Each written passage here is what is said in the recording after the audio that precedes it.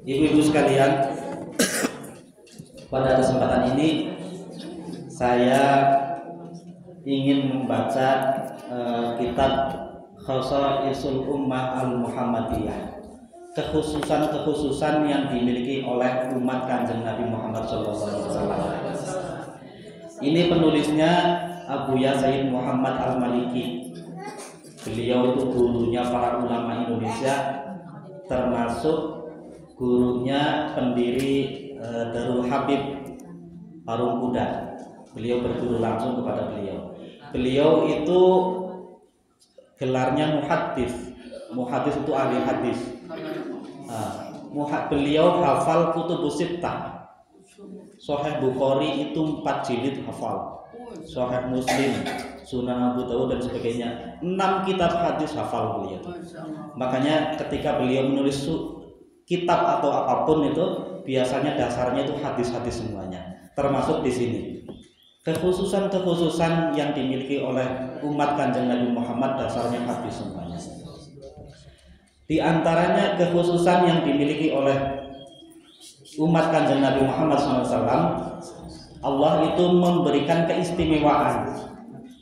Ada amal-amal yang ringan tapi pahalanya besar luar biasa. Kalau dulu umat-umat sebelum Kanjeng Nabi Muhammad itu beramal 1 dibalasnya 1, tapi umat Kanjeng Nabi Muhammad beramal 1 dibalasnya 10. Bahkan dalam Al-Quran ada yang menyebutkan ketika kita berinfak 1 itu bisa seperti 1 biji kamathali habbatin ambatat sab'a sanabila fi kulli sumbulatin min habba. Kita ketika bersedekah itu seperti menanam 1 biji. 1 biji itu menjadi pohon yang bercabang 7. Setiap cabang 7 itu buahnya 100. Fi kulli sumbulatin min habba. Jadi berapa? 1 biji itu nilainya 700. Karena tumbuh jadi 7 cabang, setiap cabangnya 100. Di akhirnya wallahu yudha'ifu liman yasha, bahkan Allah melipat-lipat gandakan sekehendaknya.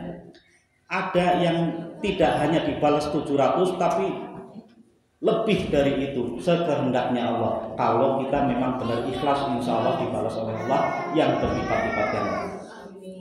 Di antaranya saya bacakan di halaman 257 itu ada 1 bab yang berjudul Al-Khisalu Al-Mukaffiratu Lidzunubi.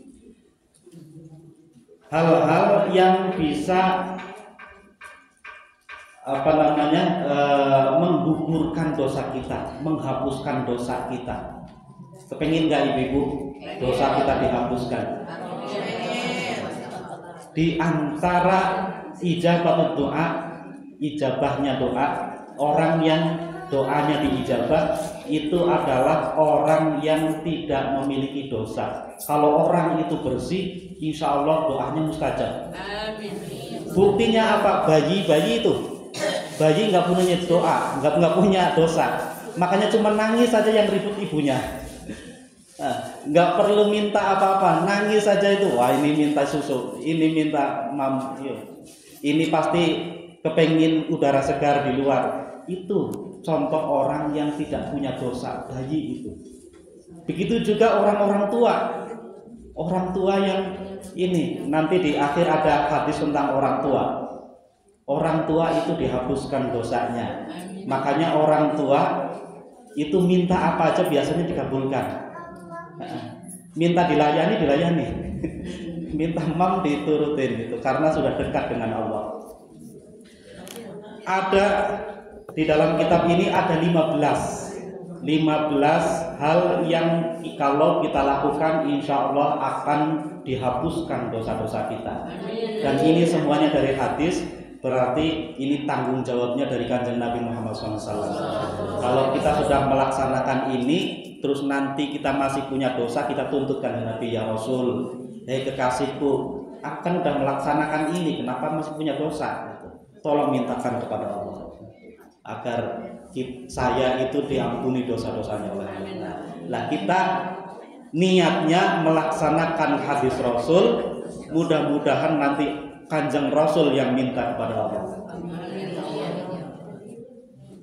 Famin tilkal a'mal, di antara amaliyah-amaliyah yang bisa menggugurkan dosa adalah isbaghul wudu'i, menyempurnakan wudu. Kalau wudu itu yang sempurna. Kalau diambil, kalau kita ngaji Safinah atau Fathul Qorib, sunnah-sunnahnya dilaksanakan semuanya. Misalkan sebelumnya kita bersihkan dulu, bersihkan tangannya, kalau ada catnya itu sempurnanya. Terus tidak hanya zahirnya yang kita bersihkan, batinnya kita niatnya mau wudu itu tidak hanya sekedar wudu, tapi kita melaksanakan perintah Allah, kita melaksanakan perintah Rasulullah. Karena kita wudu mau sholat, kita wudu mau baca Al-Quran. Nah, maka kita tidak hanya mengatur, membersihkan yang zahir, tapi yang batin juga. Hati kita bersihkan, kita wudu semata-mata pengen mencari ridho Allah Subhanahu wa taala. Qala Rasulullah sallallahu alaihi wasallam, bersabda baginda Rasulullah sallallahu alaihi wasallam, la yusbahu al-wudu'a 'abdun, tidaklah seorang hamba menyempurnakan wudunya illa ghafarallahu lahu ma taqaddama min dzambihi wa ma ta'akhkhar, kecuali Allah mengampuni dosanya yang telah lalu dan yang terakhir. Itu dari dulu sampai sekarang. Ini amaliyah sudah langsung diucapkan oleh baginda Rasul. Kita yakin sama Rasul, insya Allah kita niat menyempurnakan wudu karena kepengin diampuni dosanya. Ya, niatnya, ya Allah, mudah-mudahan dengan wuduku ini selain mensucikan jiwa juga mensucikan dosa-dosaku, ya Allah. Wa min dzalika, yang kedua, ijabatul muadzini, menjawab muadzin. Kalau ada orang azan, kita jawab. Bagaimana cara menjawabnya? Cara menjawabnya itu qala Rasulullah SAW, ada hadisnya ini. Qala Rasulullah SAW, bersabda baginda Rasulullah SAW, idza qala al-muadzinu Allahu akbar, Allahu akbar. Kalau muadzin itu orang yang azan membaca Allahu akbar, kita jawab Allahu akbar. Allahu akbar, Allahu akbar, kita jawab Allahu akbar, Allahu akbar, 2 kali sama itu. Faqala ahadukum Allahu akbar, Allahu akbar 2 kali. Tsumma qala asyhadu an la ilaha illallah. Kalau orang muadzinnya itu baca asyhadu an la ilaha illallah, jawabnya apa? Qala asyhadu an la ilaha illallah. Sama. Tsumma qala asyhadu anna Muhammadar Rasulullah. Kalau muadzinnya baca asyhadu anna Muhammadar Rasulullah, qala asyhadu anna Muhammadar Rasulullah. Sama. Tsumma hayya 'alas shalah. Kalau muadzinnya baca hayya 'alas shalah, la haula wala quwwata illa billah. Sudah betul berarti. Ini hadisnya sahih betul. Qala la haula wala quwwata illa billah. Tsumma qala hayya 'alal falah, qala la haula wala quwwata illa billah. Nah, itu sama, kita baca la haula wala quwwata illa billah. Tsumma qala Allahu akbar, Allahu akbar, qala Allahu akbar, Allahu akbar. Tsumma qala la ilaha illallah, qala la ilaha illallah. Dalam hadis yang lain, min qalbihi, walaupun jawabnya itu hanya dengan hati, dakhalal jannata, dia akan masuk surga. Kita harus yakin karena yang menyampaikan ini kan Rasul. Ya, kasih kita.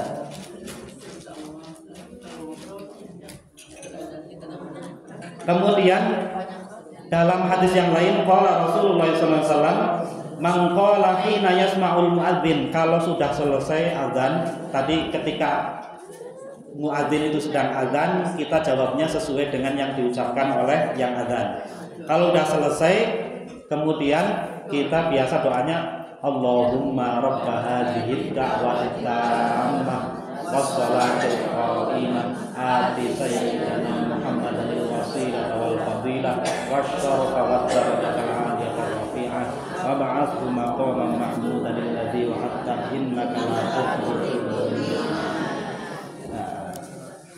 Mangqala hina isma'un nida qala halat lahu syafa'ati yaumal qiyamah. Siapa yang berdoa seperti itu, maka halat lahu syafa'ati, dia berhak mendapatkan syafaatku yaumal qiyamah, di hari kiamat. Enak ya Bu. Nah, yang penting kita punya ilmunya, kita amalkan walaupun ringan-ringan, tapi ternyata pahalanya luar biasa. Ada lagi doa yang diajarkan oleh Rasulullah sallallahu alaihi wasallam, man qala hina yasma'ul muadzina, siapa yang berucap ketika mendengar muadzin setelah Allahumma rabb hadhihi da'wati tammah tadi sudah selesai, kemudian baca asyhadu alla ilaha illallah wahdahu la syarikalah wa anna muhammadan abduhu wa rasuluh raditu billahi rabba wa bil islami dina wa bi muhammadin nabiyyan wa rasulah.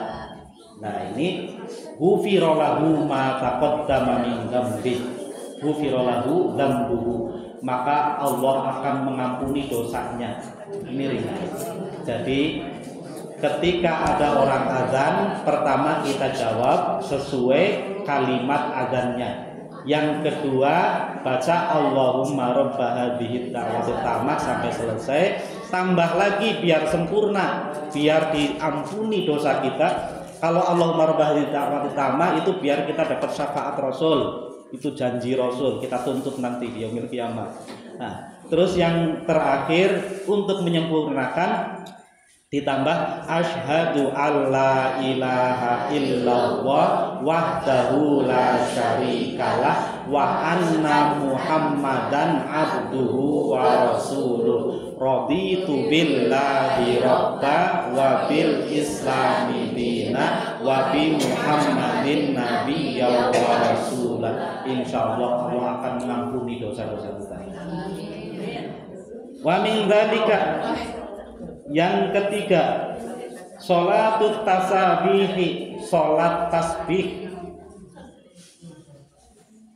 Wa fiha anna man fa'alaha yughfaru lahu dzambuhu awwaluhu wa akhiruhu. Siapa yang melaksanakan sholat tasbih, maka Allah akan mengampuni dosanya yang awal dan yang akhir. Nah, artinya yang akhir nanti kalau sampai umur kita habis, insya Allah diampuni. Sholat tasbih kalau bisa minimal sehari semalam 1 kali. Kalau nggak bisa seminggu sekali. Kalau nggak bisa sebulan sekali. Kalau nggak bisa minimal setahun sekali. Nah, jangan sampai setahun tidak sholat tasbih. Makanya biasanya ulama kita itu pinter. Nah, cari momentumnya nisfu Sya'ban. Itu memang tidak ada contohnya, tapi biar umat itu mau melaksanakan tasbih, sholat tasbih, makanya kita ikutin aja. Selama itu baik dan sholat tasbih itu sudah ada dasar hadisnya secara jelas, kita ikutin. Kalau malam nisfu Sya'ban misalkan kita diajak untuk sholat tasbih, ikuti sholat tasbih. Nah, di antaranya ghufira lahu ma taqaddama min dzambi, Allah akan mengampuni dosanya. Yang ketiga, singkat aja. Wa min dzalika at-ta'minu fi sholati, membaca amin di dalam sholat. Ini untuk yang sholat berjamaah. Di antara keutamaan sholat berjamaah, nanti kita membaca amin, nah, mengaminkan surat Fatihahnya imam. Faqala sallallahu alaihi wasallam, bersabda baginda Rasulullah sallallahu alaihi wasallam, "Idza ammanal imamu fa'aminu." Ketika imam itu membaca amin, maka kalian juga baca amin. Maka imam itu biasanya ghairil maghdubi alaihim waladdallin. Amin. Imamnya juga baca. Lah, makmumnya juga baca. Perempuannya jarang, Pak. Jarang. Jarang berjamaah. Iya, di rumah. Iya. Tapi diusahakan bisa jamaah. Diusahakan. Fa innal malaikata tu'minu, karena malaikat juga ikut mengaminkan Fatihahnya imam. Faman wafaqa ta'minuhu ta'minal malaikati ghufira lahu ma taqaddama min dzambihi. Barang siapa yang aminnya itu bersamaan dengan aminnya malaikat, maka dia akan diampuni dosanya yang telah lalu. Itu tinggal ya, kalau insya Allah kalau sesuai nadanya kita itu akan bersama malaikat itu sama. Aminnya malaikat dengan aminnya imam itu sama. Ghairil maghdubi alaihim waladdallin. Amin. Insya Allah bareng karena sesuai nadanya. Ada yang memang kalau di sini itu tradisinya ada imamnya itu Robbi Firli. Nah, kita ikutin aja. Kalau imamnya Robbi Firli, jadi kita ikutin Robbi Firli. Amin. Wa min dzalika, yang keempat, sholatud duha, sholat duha. Faqad ruwiya, dan telah diriwayatkan anna man shallaha ghufira lahu ma taqaddama min dzambihi wa ma ta'akhkhara.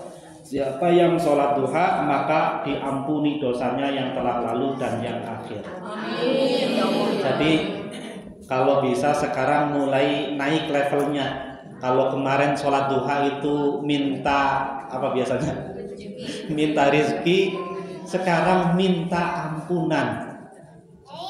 Ini saya sangat terharu ketika membaca pengarang kitab ini, Abu Ya Sayyid Muhammad bin Alwi Al-Maliki. Beliau itu terkenal waliullah yang semua doanya itu terkabulkan. Waktu di akhir hayat beliau di akhir hayatnya itu karena sakit, pulang dari rumah sakit, diriung oleh murid-muridnya, tiba-tiba beliau terucap, saya kepengin nasi biryani. Nasi biryani ada ya? Ada. Biryani atau suryani? Biryani. Biryani. Saya pengen nasi biryani. Tidak lama kemudian datang orang bawa nasi biryani. Itu karena orang soleh yang mungkin kerjaannya itu cuma ngajar, yang nggak punya dosa. Makanya yang terucap itu terkabul semuanya. Saya kepengin nasi biryani, tiba-tiba nggak lama datang. Tapi beliau nyesel. Kenapa? Seandainya tadi aku minta ampunan dari Allah. Itu. Kalau dikabulkan kayak gini, tadi saya minta ampunan aja. Ngapain kecil itu nasi biryani itu. Seandainya tadi aku minta ampunan dari Allah. Lah, kalau sekarang kalau bisa naik level, jadi kita sholat duha minta ampunan dari Allah. Ya Allah, yang penting saya hidup nggak macam-macam, dosa-dosaku diampuni dah cukup ya Allah. Tapi insya Allah walaupun kita nggak niat minta rizki, Allah kasih yakin, bahkan lebih dari yang kita minta. Walaupun kita nggak minta doa minta rizki kepada Allah, yang penting kita sholat duha, niatnya minta ampunan dari Allah, insya Allah kita dikasih ampunan dan juga dikasih rizki. Sama seperti kita misalkan diundang untuk tahlilan. Walaupun kita niatnya memenuhi undangan, niat ngaji, tetap insya Allah dapat berkat gitu. Makanya soal rizki nggak usah diminta, yang penting minta yang lebih mahal dari rizki, yaitu ampunan Allah. Nanti rizki kita ampunan dapat, rizki juga dapat. Berbeda kalau kita mintanya rizki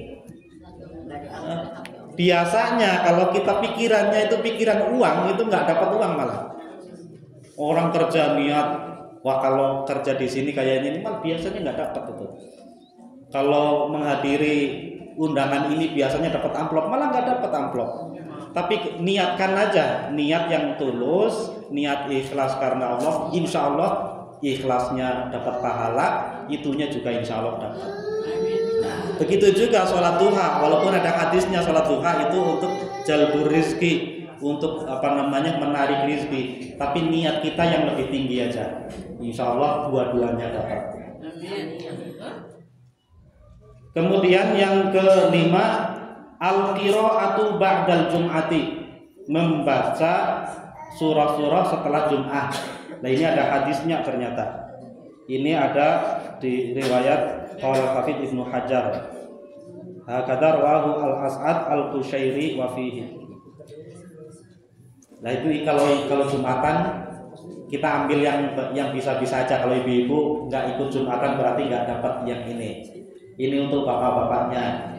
Yaitu man qara'a idza sallamal imamu min sholatil jumu'ati qabla ayyatniya rijlahu fatihatal kitab. Siapa yang membaca setelah imam selesai sholat, dia belum menyelonjorkan kakinya, masih dalam posisi tahiyat akhir, baca fatihatul kitab, fatihah, wa qul huwallahu ahad, qul huwallahu ahad, wa qul a'udzu birabbil falaq, wa qul a'udzu birabbin nas, sab'an 7 kali, Fatihah 7 kali, qul huwallahu 7 kali, al-falaq 7 kali, an-nas 7 kali, maka ghufira lahu ma taqaddama min dzambihi wa ma ta'akhkhara. Allah mengampuni dosanya yang telah lalu dan yang akan datang.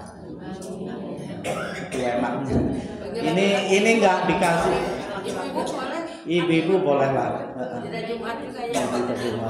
Ya kita amalkan aja. Mudah-mudahan itu. Karena kita saking kepenginnya itu insya Allah nanti Allah kabulkan. Ya kasihan juga kalau cuma bapak-bapak yang dapat itu. Protes itu. Iya. Nah, itu diamalkan. Ada yang mengatakan wah nggak ada hadisnya, ini ada. Nah, kemudian wa min dzalika fadlul qiyami lailatul qadri. Ya, fadilah berdiri sholat di Lailatul Qadar. Nah itu juga di antara siapa yang kebetulan sholat di malam Lailatul Qadar, maka anna man qamaha ghufira lahu ma taqaddama min dzambihi. Siapa yang menghidupkan malam di malam Lailatul Qadar dengan sholat, maka ghufira lahu ma taqaddama min dzambihi. Allah mengampuni dosanya yang telah lalu. Wa fi riwayatin, di riwayat yang lain, ma taqaddama min dzambihi wa ma ta'akhkhar. Dosa yang telah lalu dan yang akan datang. Itu makanya kalau malam Ramadan usahakan minimal sholat sunnah. Kalaupun gak ikut tarawih, minimal sholat sunnah. Siapa tahu malam itu malam Lailatul Qadar. Sholat sunnah ba'diyah isya. Kalau enggak, kebetulan lagi uzur, baca sholawat atau istighfar sebanyak-banyaknya. Ini mudah-mudahan masuk dalam kategori menghidupkan malam Lailatul Qadar. Apa aja kan amalia nggak cuma sholat, nggak cuma baca Quran, ada tasbih, ada istighfar, itu baca sebanyak-banyaknya. Mudah-mudahan siapa tahu itu pas Lailatul Qadar. Kemudian wa min dzalika al-ihlalu minal Masjidil Aqsa. Mampir ke Masjidil Aqsa. Nah, ini bagi orang yang haji atau umroh.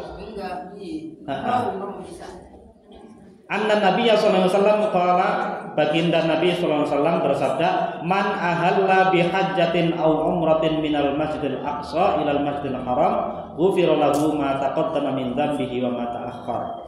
Nah, siapa yang sedang dalam perjalanan umroh atau haji, dia mau mampir ke Masjidil Aqsa, ghufira lahu ma taqaddama min dzambihi wa ma ta'akhkhar, maka diampuni dosanya yang telah lalu dan yang akan datang. Au wajabat lahul jannah, wajib baginya masuk surga. Ini diusahakan. Kita Rawahul Baihaqi, diriwayatkan oleh Imam Baihaqi.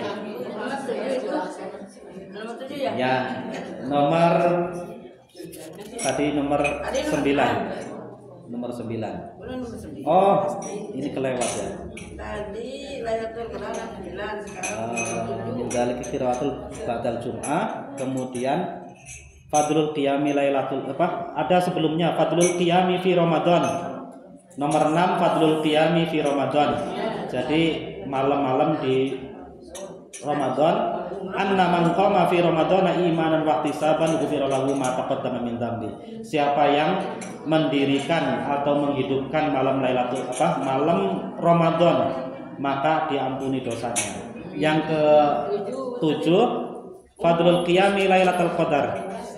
Lailatul Qadar. Terus yang ke-8 Fadlul Siyami Arafah. Puasa di hari Arafah. Ani Nabi sallallahu alaihi wasallam, bersabda baginda Nabi sallallahu alaihi wasallam, anna siyama yaumi Arafata yukaffiru dzunubas sanati al-madiyati wal mustaqbalati. Puasa Arafah itu menghapuskan dosa 1 tahun yang lalu dan 1 tahun yang akan datang. Nah, itu menghapuskan dosa. Terus yang ke-9 al-ihlalu minal masjidil aqsa, mampir ke masjid Aqsa. Itu yang ke-9 tadi. Kelewat. Yang ke-10 ma jaa fi fadlil haji al-khalis. Yaitu orang yang berhaji secara ikhlas. Qala Rasulullah sallallahu alaihi wasallam, bersabda baginda Rasulullah sallallahu alaihi wasallam, "Idza kharajal hajju min baitihi kana fi hirzillahi ta'ala." Siapa yang keluar dalam rangka berhaji dari rumahnya, dalam rangka berhaji, kana fi hirzillahi ta'ala, maka dia dalam lindungan Allah.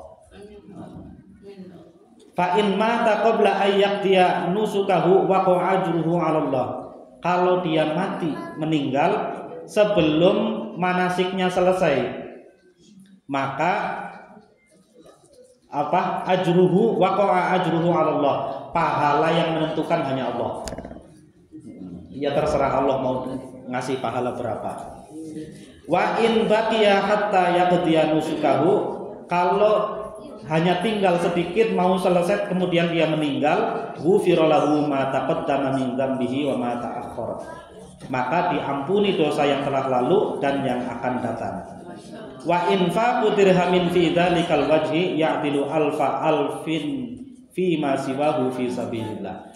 Adapun infak berupa dirham atau harta dalam rangka haji, maka itu sebanding dengan 1000-nya 1000, jadi 1 juta 1 juta kali lipat daripada infak selainnya. Ya, kalau mau orang yang mau berhaji kita nitip ya sekedar 20.000, 50.000. Kita niatkan infak untuk siapa tahu menjadi tambahan bekal untuk dia. Maka itu sebanding dengan 1 juta kali lipat dari infak yang biasanya. Yang ke-11 as-sholatu khalfa maqami Ibrahim alaihi salam. Salat di belakang maqam Ibrahim. Anna man shalla khalfa maqami Ibrahim raka'ataini. Siapa yang salat di belakang maqam Ibrahim 2 rakaat, ghufira lahu ma taqaddama min dzambihi wa ma ta'akhkhar. Maka Allah mengampuni dosanya yang telah lalu dan yang akan datang. Wa husyira yaumal qiyamati minal aminin. Dia di yaumil qiyamah akan dikumpulkan bersama orang-orang yang beriman. Bu Haja alhamdulillah sudah ya. Salat 2 rakaat di belakang maqam Ibrahim. Yang belum nanti yang kalau dapat kesempatan untuk umroh, usahakan kita salat di belakang maqam Ibrahim 2 rakaat. Salat apa aja? Salat sunnah salat sunnah hajjah, salat duha, salat apa itu. Intinya di sini hanya disebutkan 2 rakaat gitu. Yang ke-12 Wa min dzalika qira'atu suratul hasyri wa ta'limir rajul waladahu al-Qur'an. Membaca surah Al-Hasyr. Lau anna hadzal qur'ana lau anzalna hadzal qur'ana ala jabalin la ra'aitahu khashi'an mutasaddian min khasyatillah, itu di surat Al-Hasyr itu. Baca surat Hasyr wa ta'limir rajuli waladahu al-Qur'an, dan mengajari seorang laki-laki yang mengajari anaknya Al-Qur'an. Ibu-ibu yang ngajari alif bata kepada anaknya itu juga masuk dalam kategori ini. Wa fi thubutiha khilafun kabirun bainal muhadditsin. Nah, itu termasuk yang diampuni dosanya. Nah, makanya jangan lewatkan. Ya walaupun anak-anak atau cucu-cucu itu sudah ngaji di TPQ, ngaji di masjid, tetap kita usahakan di rumah juga kita tambah-tambah.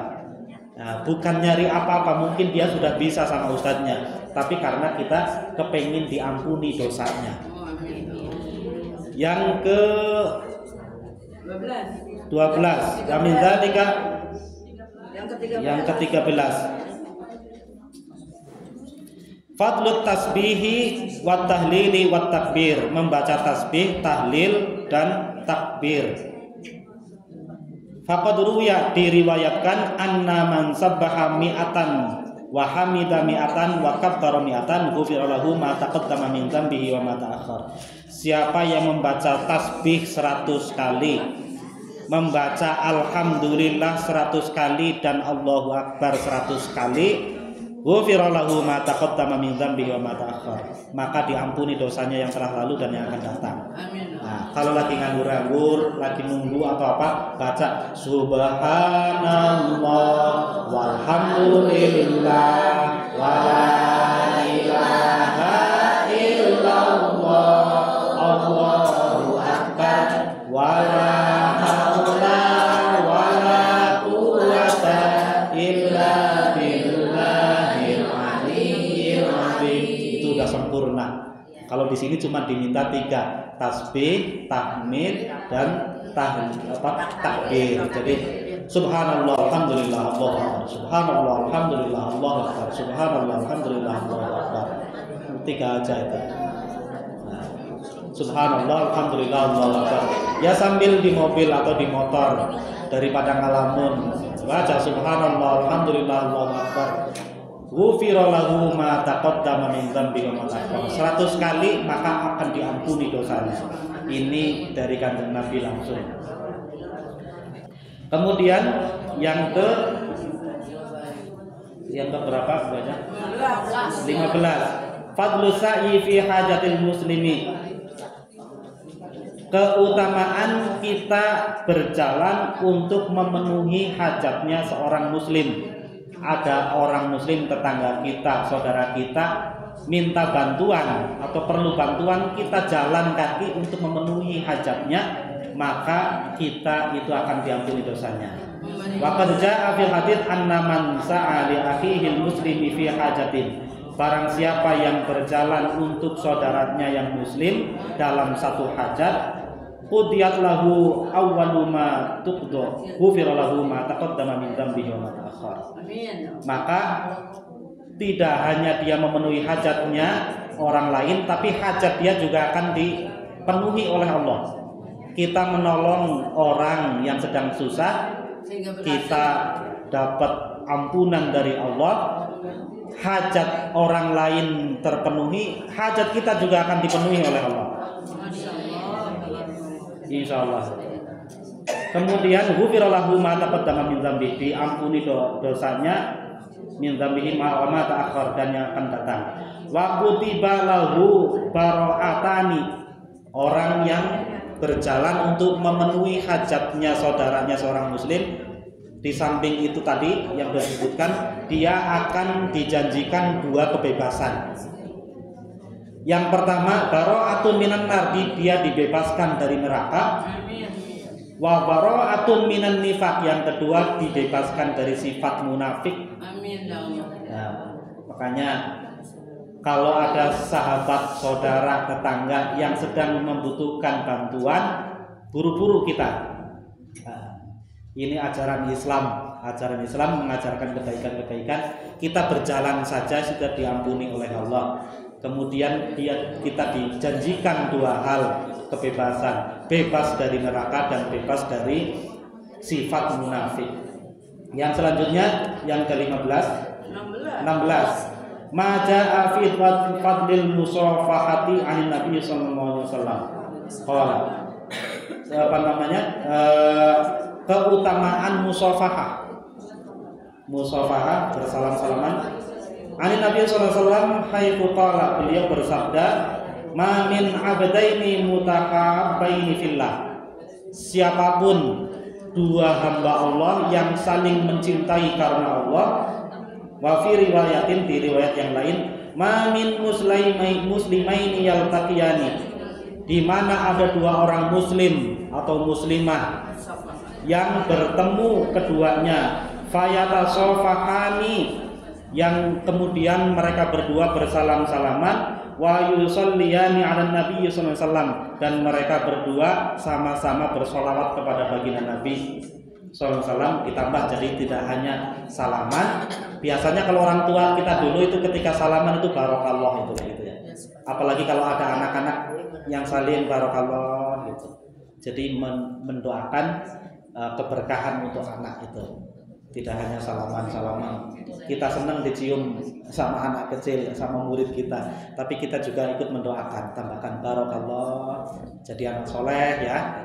Ditambahkan Allahumma sholli ala sayyidina Muhammad wa ala ali sayyidina Muhammad. Illa lam yaftariqa hatta yughfar lahuma dhunubuhuma. Mereka berdua tidak akan berpisah kecuali Allah telah mengampuni dosa keduanya, ma taqaddama minha wa ma ta'akhkhar, yang telah lalu dan yang akan datang. Jadi tambah itu. Terus yang selanjutnya ada dua lagi. Ma ja'a fi fadlil hamdi aqibal akli. Fadilah membaca alhamdulillah setelah makan. Ini sepertinya ringan. Nah, ini kita juga sudah biasa. Alhamdulillahilladzi at'amana wa saqana wa ja'alana minal muslimin. Tapi kadang lupa. Kalau sudah makan cuma aja. Tapi alhamdulillahnya tidak hanya diucapkan, tapi alhamdulillah ya Allah hatur nuhun, sudah dikasih rezeki, sudah dikasih makan. Nah, dalam hadis anna Rasulullah SAW, baginda Rasulullah SAW bersabda, man akala ta'aman tsumma qala, barang siapa yang memakan makanan kemudian dia berucap alhamdulillahilladzi at'amani hadzal ta'ama wa razaqanihi min ghairi haulin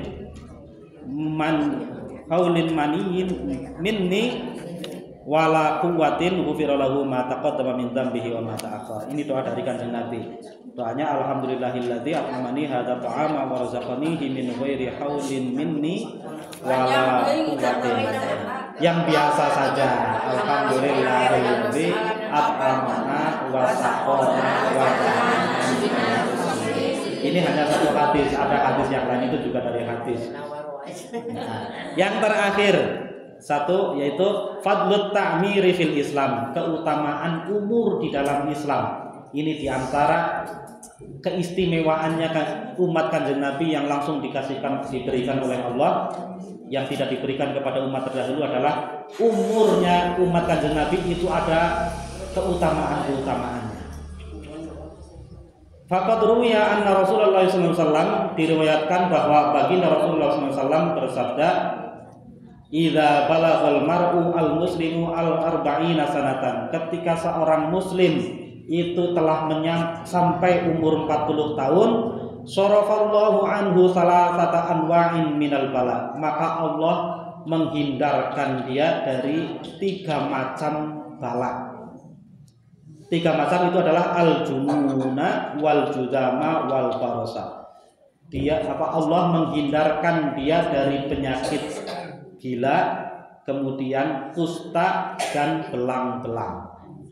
Insya Allah kalau sudah umur 40 tahun seorang muslim, dia akan selamat dari 3 penyakit itu.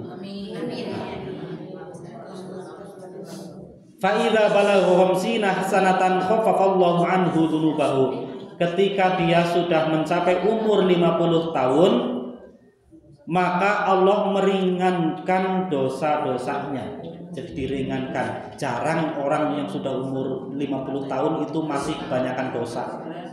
Biasanya kalau sudah umur 50 tahun mulai tobat. Yang biasanya main itu dikurangi. Biasanya sudah mulai mikir ibadah, sudah dekat dengan cangkul itu biasanya. Terus kemudian fa idza balagha 60 sanatan razaqahullahul inabata ilaihi. Ketika dia sudah mencapai 60 tahun, maka Allah memberi rizki kembali kepada Allah. Dia pengen ibadah. Biasanya umur 60 tahun Allah memberikan rasa kepengin ibadah, kepengin dekat dengan Allah. Nah, itu langsung dari Allah. Ini keutamaan dari Allah yang diberikan kepada umat baginda Rasulullah SAW. Fa idza balagha 70 sanatan ahabbathul malaikatu. Ketika dia sudah mencapai umur 70 tahun, maka malaikat cinta sama dia. Allah Yang penting dia itu seorang muslimah. Sudah umur 70 tahun, malaikat cinta sama dia. Makanya kita yang belum sampai 70 tahun dekat-dekat dengan orang yang sudah 70 tahun. Karena malaikat aja udah cinta sama dia. Kita banyak-banyak minta doa. Nah, kalau sudah dicintai malaikat, apapun yang diucapkan kan diaminkan oleh malaikat. Nah, daripada datang ke yang 50 tahun, khaffafallahu anhu dzunubahu. Allah meringankan dosanya. Yang 60 tahun Allah memberikan rizki kepengin kembali kepada Allah. Yang 70 tahun malaikat cinta sama dia. Wa fi riwayatin, dalam riwayat yang lain, ahlus samai, ahlus sama, ahli langit itu cinta sama dia. Fa idza balagha 80 sanatan, ketika dia sudah umur 80 tahun, usbitat hasanatuhu wa muhiyat sayyi'atuhu, maka kebaikan-kebaikannya dicatat dan keburukan-keburukannya dihapus oleh Allah. Orang yang sudah umur 80 tahun itu didekati karena dia dosa-dosanya sudah dihapus oleh Allah dan kebaikannya dicatat, ditetapkan. Orang yang sudah 80 tahun itu doanya makbul. Insyaallah Bu Haja doakan saya, Bu Haja. Doakan yang baik-baik. Mudah-mudahan saya jadi orang yang soleh, anak keturunan saya juga jadi orang-orang yang soleh. Amin. Amin. Amin. Kemudian fa'idza balagha 90 sanatan, ketika dia udah umur 90 tahun, ghafarallahu ma lahu ma taqaddama min dzambihi wa ma ta'akhkhar. Allah mengampuni dosanya yang telah lalu dan yang akan datang. Itu yang umur 90 tahun. Orang yang sudah sampai umur 90 tahun dan dia seorang muslim, catatannya. Kalau orang kafir tidak perlu kita bahas. Dia seorang muslim, udah umur 90 tahun, dia sudah tidak memiliki dosa. Maka minta doa kepada beliau-beliau, insya Allah doanya makbul. Wasummiya asirallahi fi ardihi, dia itu seperti rahasia Allah yang sedang jalan di atas bumi. Makanya ulama-ulama kiai-kiai yang sudah umur 90 tahun kadang ngomongnya aneh-aneh. Banyak rahasia-rahasia Allah yang terucap. Makanya setiap perkataannya biasanya ada itu isyarat-isyarat dari Allah. Wa syufi'a li ahli baitihi, dan dia itu berhak untuk memberikan syafaat kepada keluarganya. Umur yang udah umur 90 tahun ini. Bu Haja umur berapa, Bu Haja? 74. Mudah-mudahan sampai 90 tahun biar diampuni semua dosanya, bisa memberi syafaat untuk anak-anak dan keluarganya. Amin. Wal hadits bituruqihi yasluhul lil i'tibar, dan hadis dengan berbagai jalannya. Ini ternyata tidak hanya satu hadis, ada banyak hadis yang seperti ini baik untuk dijadikan i'tibar. Jadi totalnya ada berapa itu Bu Haja? 17 ya. Tadi mas sampai 16 ini kan kasih nomor. Iya, ini juga nggak ada nomornya, jadi wamin dalika saja. Nah itu semuanya mudah-mudahan ada yang bisa kita amalkan. Amalan-amalan yang ringan tapi bisa menjadikan kita diampuni dosanya oleh Allah Subhanahu wa taala. Kalau sudah diampuni dosanya, insya Allah doanya itu makbul. Karena ada seorang sahabat Nabi namanya Sa'ad bin Abi Waqqas. Sa'ad bin Abi Waqqas itu doanya makbul. Ada yang mengatakan kenapa doanya Sa'ad bin Abi Waqqas itu makbul? Ada penyebabnya dua. Yang pertama bisa jadi karena doanya Kanjeng Nabi. Jadi waktu itu sedang perang Badar, Sa'ad bin Abi Waqqas itu di sampingnya Kanjeng Nabi. Berdoa, ya Allah hancurkan orang-orang kafir yang di depan saya. Kanjeng Nabi juga angkat tangan, ya Allah kabulkan doanya Sa'ad. Setelah itu nggak cuma maksudnya Kanjeng Nabi mungkin itu doanya Sa'ad yang itu, tapi setelah itu semua doanya itu dikabulkan oleh Allah. Ada lagi pernah Sa'ad bin Abi Waqqas itu mengadu kepada Kanjeng Nabi, ya Nabi, aku ini doanya tidak kok seperti nggak dikabulkan oleh Allah. Bagaimana caranya? Atib ta'mataka tustajab da'watuka. Perbaiki makananmu, maka kamu akan dikabulkan doa-doamu. Yang makan, yang masuk ke dalam mulut kita, usahakan semuanya yang halal, maka akan mustajab doanya. Boleh jadi doanya Sa'ad kenapa makbul itu karena alasan yang kedua, tapi boleh jadi dua-duanya. Sa'ad bin Abi Waqqas itu termasuk sahabat yang awal, generasi awal, dan ditakuti oleh sahabat yang lain. Pernah suatu ketika di zaman Khalifah Sayyidina Umar ketika jadi khalifah itu ketika siang atau malam hari sering turun belusukan kalau sekarang itu. Kalau ada kemungkaran, orang yang tidak menutup aurat langsung dipukul sama Sayyidina Umar. Ada suatu ketika beliau sedang berjalan-jalan dengan Sa'ad bin Abi Waqqas di sampingnya. Ngelihat ada seorang budak auratnya kelihatan, pakai sarung tapi sarungnya tersingkap belakangnya sehingga auratnya kelihatan. Bokongnya kelihatan karena itu dari belakang. Padahal nggak sengaja, mungkin karena budak itu buru-buru jadi kelihatan, jadi tersingkap. Langsung dipukul sama Sayyidina Umar. Wah, begitu mau mukul ditangkis sama Sa'ad. Hei Umar, hati-hati.